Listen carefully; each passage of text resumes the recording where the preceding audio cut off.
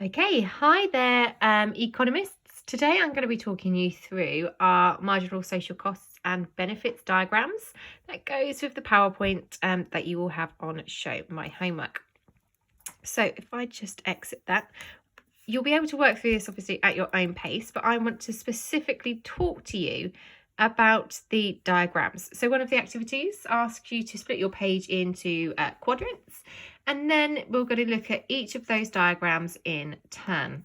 So we're going to start off with looking at negative externalities in production. So some guidance from the exam board. There are lots of different ways we can draw the diagrams, but what they've specifically said is whenever we're talking about externalities in relation to production, we always assume that it's what they call a divergence in the cost curves. Whoopsies. Sorry, I'm not very good at this technology. So what that means is that we assume there is only one benefits curve. So if I get the lid of my pen and draw our axes, so whoopsies, standard axes apply. So we're going to mark our origin. We're going to have costs and benefits on the Y, and we're going to have quantity here. So the first example we're going to look at, if we look at, say, a factory, and we're looking at maybe the quantity of energy that's produced in a factory. Because we're looking at production, we assume that our marginal social benefit is the same as our marginal private benefit. So we assume there's no external benefit involved. Because it's a production externality, the divergence is in costs. Okay, so whenever we're talking about production, the best way to think about it is that we're going to be looking at changes in the supply curve, and these are associated with our costs.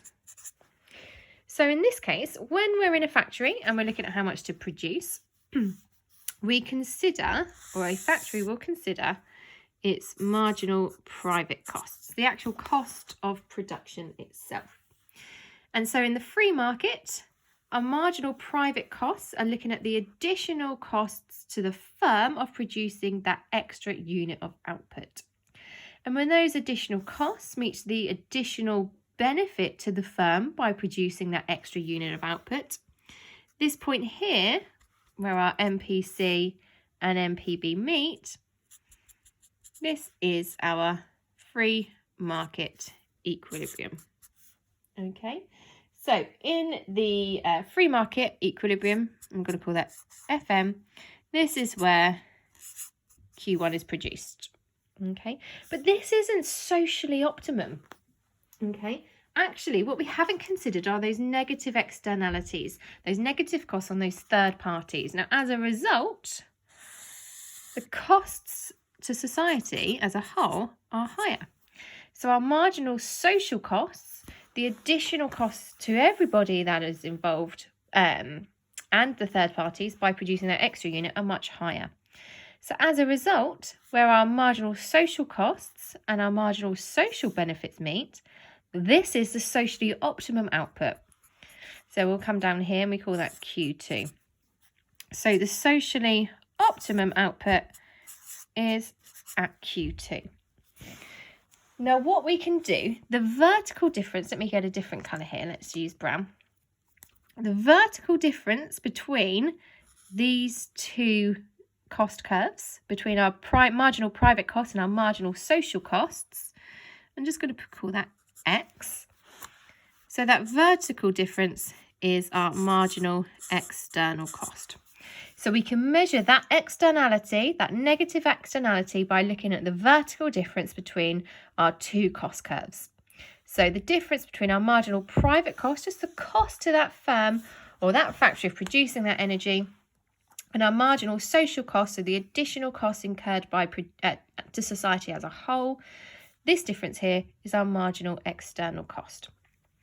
So if we find our free market equilibrium output and we go up until it hits our marginal social costs and across, this area here, this is called a dead weight welfare loss. Okay, so this exists in the free market output at Q1. And this is because any time where we're producing at Q1, when we should be producing at Q2, society as a whole is worse off. Okay, so we've got net welfare loss. Social welfare would be much higher if these items weren't produced. So if we weren't producing these items, we would be better off if we were to redistribute those resources elsewhere. Okay, so in the free market, if we've got negative externalities in production, this results in what we call overproduction. Too many products are made. We should be producing Q2, we're producing Q1, we've got overproduction. We'd be better off if those resources were redistributed elsewhere. So the second diagram I'm going to look at in this video, and then I'll have to do the other one separately. We're going to look at positive externalities in production. So again, because it's looking at production, we are assuming that we are looking at what's that divergence in our cost curves. So again, remember it's production, so we're looking at divergence in our supply, which is linked to our costs.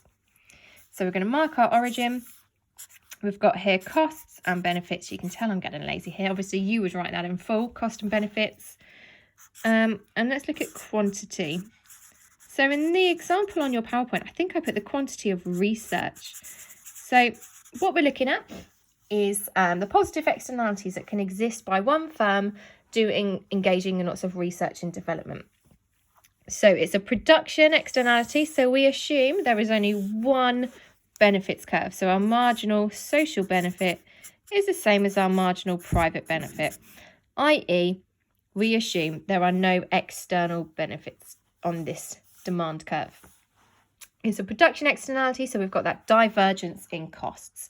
So as a firm conducting research, they would consider the marginal private cost of doing that research. So the additional cost that's incurred by that firm by engaging in that extra unit of research. And when that is the same as the additional benefit from that firm of engaging in that extra unit of research, this is where we have our free market equilibrium. So our free market equilibrium is at Q1, where our marginal private costs and our marginal private benefits meet.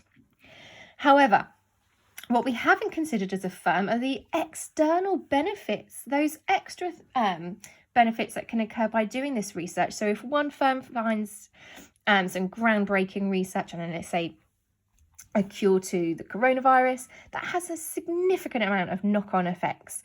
So there'll be many people being able to get vaccinated, fewer, less strain on the NHS, etc., etc.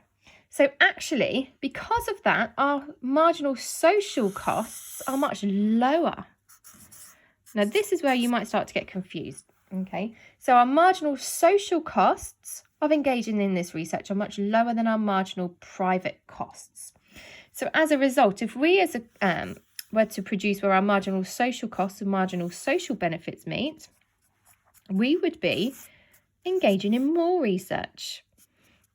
Okay, so our socially optimum output is at Q2. Now on our negative externality diagram, I said the vertical difference between our two cost curves gives us our external cost. Well, in a similar way, let me take my other colour pen.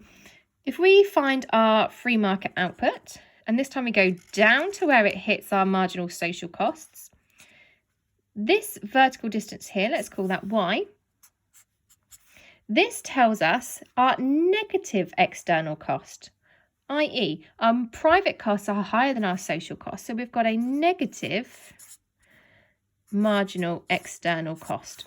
And that is the exact same thing as an external benefit. So when we're talking about positive externalities in production, a positive externality is associated with a negative external cost, i.e. the cost to society is much lower than the cost to the firm. So it's in the firm's, well, everyone's best interest for the firm to engage in that research because the cost to society are much lower. So that negative external cost is the same thing as an external benefit. But because we're talking about production externalities, we don't show that benefit using our benefits curves. We show it by our marginal social costs being lower than our marginal private costs. So in essence, for society to be better off, we should be producing Q2 amounts of research rather than Q1.